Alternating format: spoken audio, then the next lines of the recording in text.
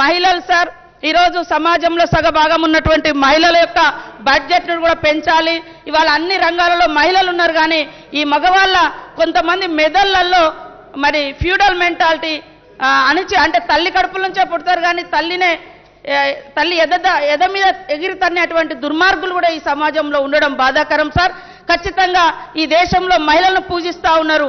ఈ పూజించే దేశంలో మహిళల మీద లైంగిక దాడులు కానీ ఇతరత్ర దాడులు కానీ జరగకుండా ఉండాలంటే ఖచ్చితంగా తరగతి గదులలోనే మహిళను గౌరవించేటువంటి ఒక లెసన్ కూడా, ఒక సబ్జెక్టుగా కూడా మనం పెట్టుకోవాల్సిన అవసరం సార్. ఈరోజు మద్యపానం కూడా సార్, దయచేసి మద్యపానం అనేది నిత్యావసర వస్తువు కాదు సార్, దాన్ని ఖచ్చితంగా తగ్గియాలి. ఇవాళ మద్యపానం అన్ని సమస్యలకు కూడా మూల కారణం అవుతుంది. అత్యాచారాలు జరుగుతున్నాయి, హత్యలు జరుగుతున్నాయి. ఇంతకుముందు మనం ఊర్లలో పోదామంటే నైట్ టైం కొద్దిగా భయం ఉండేది సార్, ఇప్పుడు డే టైంలో కూడా ఎప్పుడు పడితే అప్పుడు అందుబాటులో ఉంటే తాగుతున్నారు. దయచేసి నేను అసెంబ్లీ ద్వారా ఒకటే కోరుతున్నా ముఖ్యమంత్రి గారిని, మహిళల జీవితాలు బాగుండాలన్నా, కుటుంబాలు ఆర్థికంగా ఉండాలన్నా కనీసం ఆ షాపుల వేలలు తగ్గించండి సార్. 5 to 10 ఈవినింగ్ 5 to 10 పెట్టండి సార్. అది నిత్యావసర వస్తువు కాదు. ఎప్పుడు మీరందరూ మనం అందరం పెళ్లిళ్ళ కాడ, పేరెంటల కాడ లేదా ఊళ్ళలో పోతే పని చేసుకోవాల్సిన వాడు దుకాణాల కాడ పోయి ఉంటున్నాడు.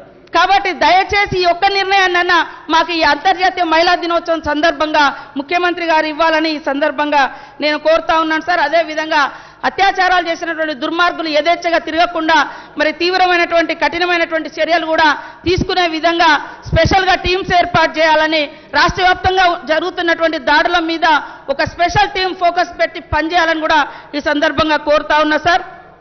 అదేవిధంగా పరిశ్రమలు సార్, ఉద్యోగ ఉపాధి అవకాశాల కోసమనే మనం తెలంగాణ తెచ్చుకున్నాం. అంటే నాకున్న సమాచారం మేరకు 7 ఏళ్లలో 13,000 పరిశ్రమలు మూతపడ్డాయని నాకున్న సమాచారం సార్. కాబట్టి పరిశ్రమలు ఏవైతే ఇవాళ మీ దగ్గర నిజాం షుగర్ ఫ్యాక్టరీ కావచ్చు, లేదా ఇంకా గత ప్రభుత్వాలలో కావచ్చు, లేదా మా దగ్గర రేయాన్స్ ఫ్యాక్టరీ కావచ్చు, ఇట్లాంటివన్నీ కూడా మూతపడి వేలాది మంది రోడ్డున పడ్డారు సార్. వాళ్ళ యొక్క ఉపాధి అవకాశాలు మెరుగుపరచడం కోసం మరి ఇండస్ట్రీస్ మినిస్టర్ గారు ప్రత్యేకంగా చొరవ తీసుకొని వీటన్నిటి మీద రివ్యూ పెట్టి మరి ఉద్యోగ ఉపాధి అవకాశాలు కల్పించాలి సార్.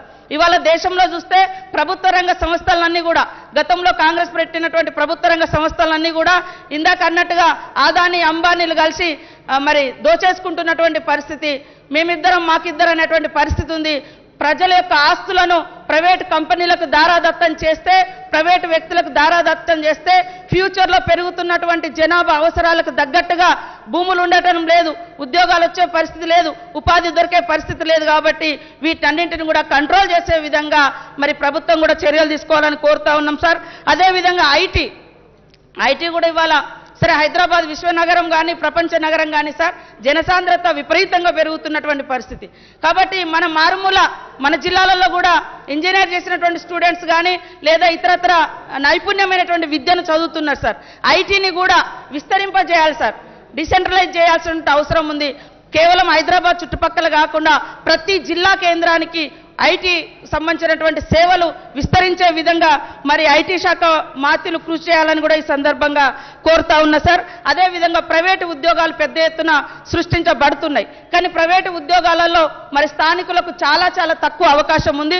మనం తెచ్చుకున్నదే నియామకాల కోసం. కాబట్టి మన యొక్క యువతకు ఉద్యోగ ఉపాధి అవకాశాలు కల్పించాలంటే ఖచ్చితంగా ఏ ఫ్యాక్టరీ వచ్చినా, ఏ పరిశ్రమ వచ్చినా, ఏ ఐటీ రంగం వచ్చినా దాంట్లో 95% ఉద్యోగ అవకాశాలు కల్పించాలని, స్థానికులకు ఉద్యోగ అవకాశాలు కల్పించాలని కోరుతా ఉన్నాం సార్. అదేవిధంగా ఐటీ సెక్టార్లో పెద్ద ఎత్తున భూములు కూడా మరి వివిధ పారిశ్రామికవేత్తలకు అందిస్తూ ఉన్నారు సార్.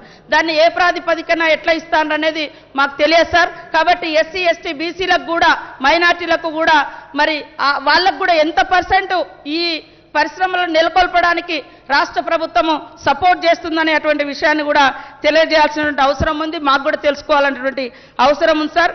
అదేవిధంగా సమాచారానికి సంబంధించి చూస్తే మరి ఇవాళ తెలంగాణ భావాన్ని విస్తృతంగా వ్యాప్తి చేసింది జర్నలిస్టులు సార్, మీడియా సార్. ఆ జర్నలిస్టులు కూడా చాలా మందికి మనము డబుల్ బెడ్రూమ్లు ఇస్తామని కూడా ముఖ్యమంత్రి గారు హామీ ఇచ్చిన్నారు. డబుల్ బెడ్రూమ్లు కానీ, ఇండ్లు కానీ, కొంతమందికి ఇంకా అంటే ఏదైతే హెల్త్ కార్డ్స్ ఉన్నాయో అవి కూడా సక్రమంగా పనిచేయడం లేదు, రిజెక్ట్ అవుతున్నాయి ప్రైవేట్ హాస్పిటల్స్లలో. వాటిని కూడా మానిటరింగ్ చేయాలని ఈ సందర్భంగా నేను కోరుతా ఉన్నా సార్. అదేవిధంగా పెన్షన్కి సంబంధించి దాదాపుగా 3 years నుంచి బడ్జెట్లో పెడతా ఉన్నారు, కానీ అసలు పెన్షన్ అనేది విడోస్ అనేది అది నిరంతరం ప్రక్రియలాగా ఉంటుంది సార్. ఎందుకంటే ఎప్పుడు ఏ తల్లి తన భర్తను కోల్పోతుందో తెలియదు, ఎప్పుడు ఏజ్ ఎట్లెట్లా వస్తుందో, వికలాంగులు ఇవన్నీ కూడా 3 సంవత్సరాల నుంచి మరి మనం ఇవ్వలేదు సార్. అదేవిధంగా 57 సంవత్సరాల వారికి కూడా పెన్షన్ ఇస్తామని ఒప్పుకొని ఉన్నాం. కాబట్టి దాదాపు 10,50,000 మంది అవుతున్నారు వీళ్ళు వాళ్ళంతా కలిసే. కాబట్టి కనీసము మరి ఈ పెన్షన్ విధానాన్ని మరి సైటు క్లోజ్ చేయడం కాకుండా అది ఎప్పటికప్పుడు ఇచ్చే విధంగా 2 నెలలకోసారి 3 నెలలకోసారైనా దరఖాస్తులు తీసుకొని ఇచ్చే విధంగా చర్యలు చేపట్టాలి సార్. వికలాంగులకు సంబంధించి కూడా వాళ్ళ గతంలో పెన్షన్ తీసుకున్నా ఇప్పుడు సదరన్ క్యాంపులకు అటెండ్ కాలేదని అట్లా చాలా మంది రిజెక్ట్ అయినటువంటి పరిస్థితి. కాబట్టి వికలాంగుల యొక్క ఉపాధి కోసం వాళ్ళకు కూడా ప్రత్యేక పథకాలను, అదేవిధంగా ప్రత్యేక కేటాయింపులు, స్కాలర్షిప్లు, మరి అదేవిధంగా వికలాంగుల వివాహ ప్రోత్సాహకాలు కూడా అందించాలని ఈ సందర్భంగా నేను కోరుతా ఉన్నాను సార్. 2 పడకల గది అయితే ఇది అయితే అందరి బాధ సార్. మేము అందరం చూస్తున్నాం, ఏడికి పోయినా ఈ ప్రాబ్లం ఉంది. ఎట్లుంటుందంటే అధ్యక్ష, ఒక ఉదాహరణ మీకు చెప్పాలి. నరుకుతారు అధ్యక్ష, చెప్పమంటే ఓ బ్రహ్మాండంగా మనది కాకపోతే ఏదైనా చెప్పొచ్చు అన్నట్టు నరం లేని నాలుక కదా ఇష్టం వచ్చినట్టు చెప్తారు అధ్యక్ష. మేము ఇది చేస్తున్నాం అది చేస్తున్నాం.